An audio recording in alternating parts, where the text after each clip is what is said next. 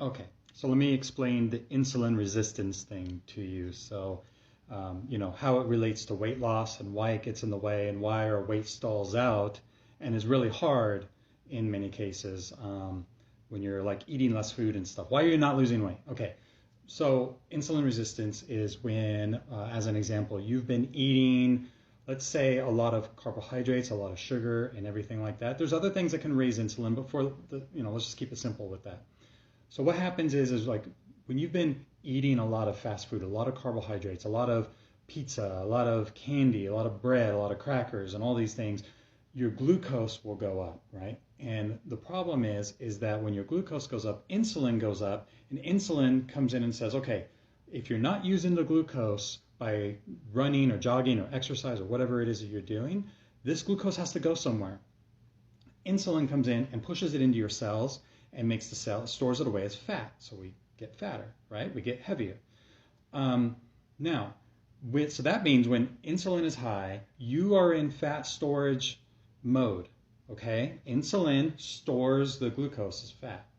Now, what we want to do is not eat for a little while, so that way your glucose comes down and then your insulin comes down. The problem is that we keep eating snacks and we keep eating and we keep eating and we keep drinking something like soda or something, and so then your glucose stays high, your insulin stays high, and the problem is at some point your cells will start getting too much fat pushed in, and it's like a briefcase or something, right? That you can't put any more clothes in.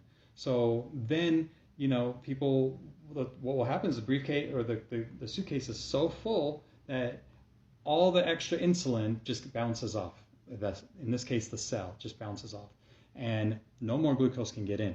And this means insulin resistance. Your cells are being resistant to insulin. It's not letting more glucose come in. When that happens, you have chronically high glucose and you're always in fat storage mode because we're not able to pull fat out of your cells because your insulin is there blocking it. It's always high. So we want to do a low carb diet, do some fasting, to bring our glucose down, to bring down insulin, and then with the absence of that, then the body's going to start looking, oh, I don't have sugar. Oh, what am I going to do for fuel? Oh, look, I got lots of it in that cell over there. Let's start pulling the fat out of that cell and turn it into things like ketones so we can start using energy and burning fat. Okay?